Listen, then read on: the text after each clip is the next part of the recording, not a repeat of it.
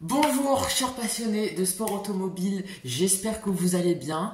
Alors je me présente, moi je m'appelle Titouan, voilà, et comme vous l'aurez compris, je suis passionné de sport automobile. Alors pour cette première vidéo, je vais vous parler de mon circuit préféré qui est rentré dans l'histoire du sport automobile au fil des années, vous allez voir.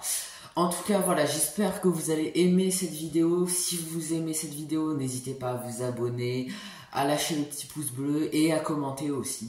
C'est parti! Comme vous l'aurez compris dans l'introduction, aujourd'hui je vais vous parler de mon circuit préféré, le circuit de Silverstone. Alors pour ceux qui ne connaissent pas du tout Silverstone, c'est au Royaume-Uni et c'est à 111 km au nord de Londres, donc c'est un peu au milieu de nulle part. Alors l'histoire du circuit de Silverstone commence pendant la Deuxième Guerre mondiale et en fait à la base c'était pas un circuit, c'est une base aérienne qui a été construite en 1943 pour les besoins de la Deuxième Guerre mondiale.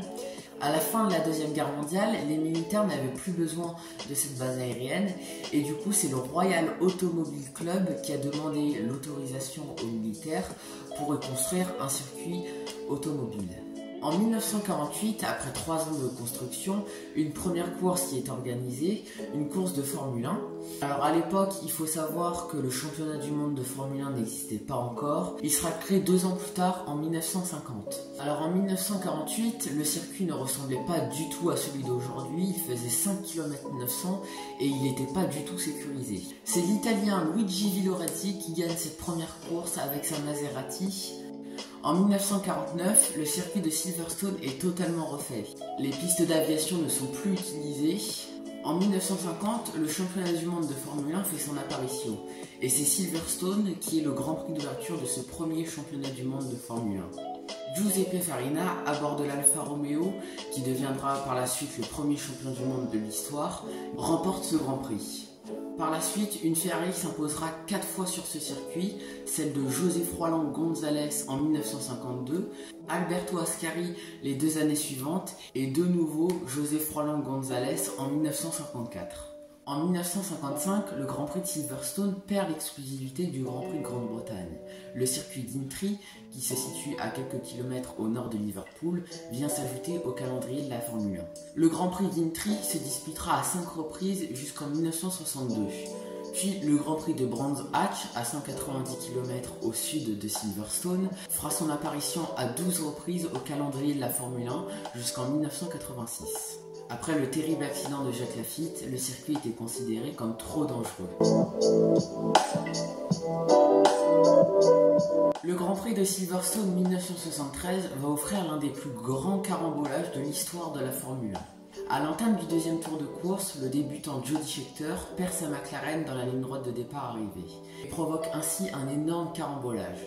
À la suite de ce carambolage, en 1975, le virage de Woodcote est transformé en une chicane. C'est bien en 1991 qu'une modification plus profonde du circuit est faite. Les mythiques virages de Maggots, Beckett et Chapelle font leur apparition et offrent ainsi un plus grand spectacle. Vous permettez que... Les virages de Maggots, Beckett et Chapelle sont rentrés dans l'histoire de la Formule 1 au fil des années. Les pilotes passent ces virages à une vitesse folle et offrent parfois des dépassements spectaculaires, notamment le dépassement par l'extérieur de Max Verstappen sur Rosberg en 2016, sous la pluie, pour pimenter le tout. Ces virages offrent un spectacle d'année en année de plus en plus spectaculaire. Le circuit de Silverstone n'a pas accueilli que de la F1 évidemment, elle a aussi accueilli les Grands Prix moto. Le premier Grand Prix moto à Silverstone s'est déroulé en 1977 avec pour vainqueur Pattenen. Il y aura un Grand Prix moto à Silverstone à 3 reprises par la suite, en 1986, en 2010 et en 2019. Le circuit de Silverstone a également accueilli l'Endurance en 2012, en 2018 et en 2019. Toutes les années on y retrouve évidemment la Formule 2 et la Formule 3. Le circuit a également accueilli le championnat du monde de rallycross. Oui, vous avez bien entendu, le rallycross en 2018 et en 2019. Avant de finir cette vidéo, je voulais évidemment vous parler des records sur ce circuit de Silverstone. C'est Lewis Hamilton qui détient la plupart de ces records. 9 fois victorieux Lewis Hamilton sur le circuit de Silverstone. Sa dernière victoire était en 2024, une victoire tout simplement magistrale. La moitié du Grand Prix sous la pluie. une vraie démonstration de Lewis Hamilton. Le record du tour à Silverstone, c'est aussi Lewis Hamilton qui l'a signé en 1:24.303.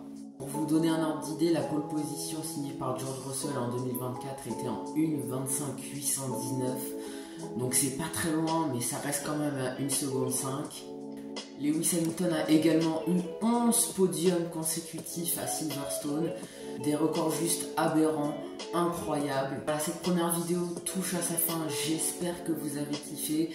Moi en tout cas, c'était vraiment que du plaisir de tourner cette vidéo. Moi, comme je vous l'ai dit, Silverstone c'est mon circuit préféré, je l'admire depuis mon plus jeune âge, tant par ses virages spectaculaires que par son histoire.